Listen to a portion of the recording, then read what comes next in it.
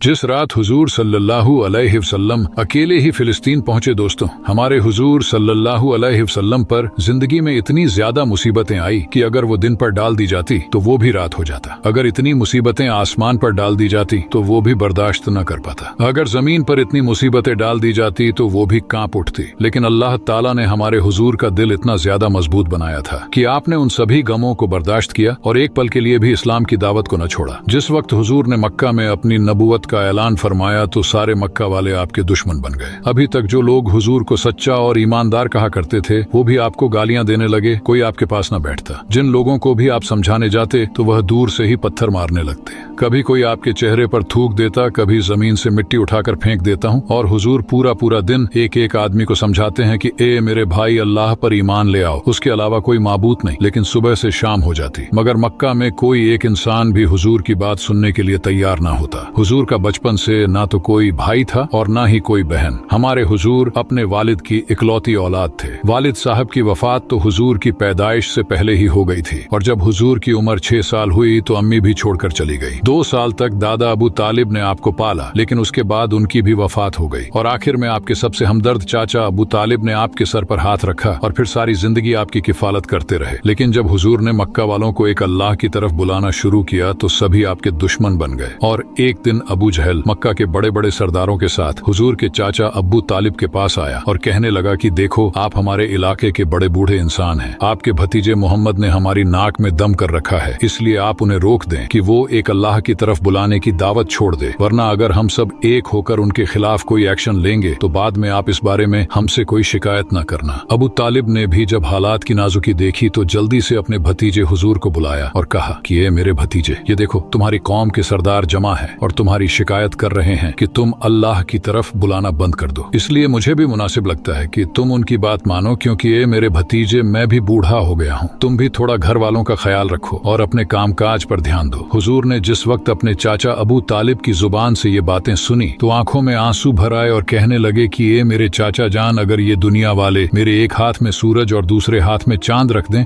और कहें कि मैं अल्लाह की तरफ बुलाना छोड़ दूं तो मैं ऐसा हरगिज नहीं करूंगा। और उसके बाद हुजूर रोते हुए कमरे से बाहर निकल गए। तो ये देख चाचा अबू तालिब का भी दिल पिघल गया और बाद में हुजूर को पास बुलाकर कहा कि ए मेरे भतीजे, तुमको जो करना है करते रहो, मैं मरते दम तक तुम्हारा साथ नहीं छोड़ूंगा। लेकिन अल्लाह की कुदरत को तो कुछ और ही मंजूर था। इस वाक्य के कुछ ही दिनों बाद अचानक हुजूर के सबसे हमदर्द बीबी हजरत खदीजा की भी वफात हो गई और उसके कुछ ही दिनों बाद चाचा अबू तालिब की भी वफात हो गई, कि जिसकी वजह से हुजूर बिल्कुल टूट कर रह गए, क्योंकि ये दोनों हजरात हुजूर के लिए एक ऐसा सहारा थे कि जिनके बातों से हुजूर का दिल मजबूत रहता। लेकिन अब दोनों ने ही एक साथ छोड़ दिया। 4 बड़ी बड़ी लड़कियां थीं, उनकी भी जिम्मेदारी अब पूरी तरह हुजूर के ऊपर आ गई और दूसरी तरफ अल्लाह का हुक्म था कि ए मेरे प्यारे नबी, जिंदगी में चाहे जैसे भी हालात आए आपको इस्लाम की दावत देने से नहीं रुकना है, बल्कि बराबर लोगों को समझाते रहना है। आखिर जब हुजूर मक्का के लोगों को समझा कर थक गए और बहुत कम लोग आप पर ईमान लाए तो एक दिन मजबूर होकर हुजूर ताइफ शहर की तरफ आ गए ताकि वहाँ के लोगों को कुछ इस्लाम की बातें समझा सकें। शायद वहाँ के सरदारों में से कोई बंदा ईमान ले आए ताकि वो इस्लाम के लिए एक मजबूत ताकत बने। लेकिन उन लोगों ने तो हुजूर की बात ही न सुनी और अपने इलाके के बदमाश लड़कों को हुजूर के पीछे लगा दिया कि जो हुजूर को पत्थरों से मार रहे थे और इतना ज्यादा मारा कि सर का खून बहते हुए पैर की जूतियों में आकर भर गया। हुजूर पूरी तरह जख्मी हो चुके थे। चाचा और बीवी की वफात का गम अभी ठंडा नहीं हुआ था कि दूसरी तरफ ताइफ के लोगों ने भी आपकी ये हालत कर दी। आंखों में आंसू भरे थे। हमारे हुजूर मायूस सर झुकाए एक बाग में बैठे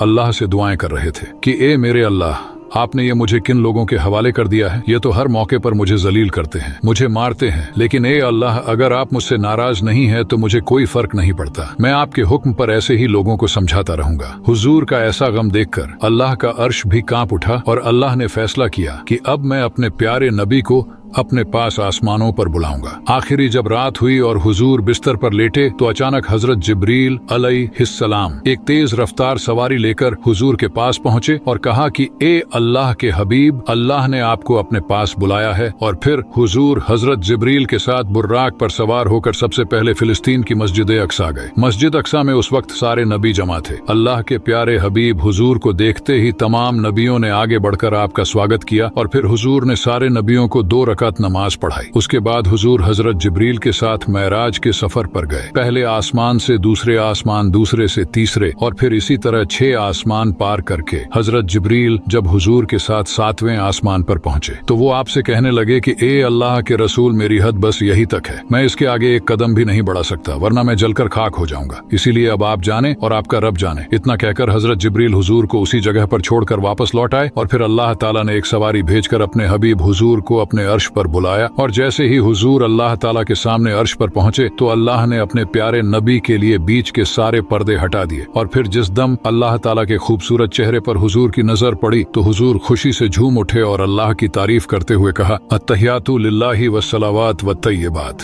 कि इस कायनात की तमाम तारीफें मेरे अल्लाह के लिए हैं, उस पर मेरा दुरूद व सलाम हो। दोस्तों, उम्मीद है कि आपको ये मेराज से रिलेटेड वीडियो बहुत पसंद आई होगी। वीडियो पसंद आई हो तो वीडियो को लाइक करे और चैनल को सब्सक्राइब भी कर दे और इस वीडियो को ज्यादा से ज्यादा शेयर करे। शुक्रिया।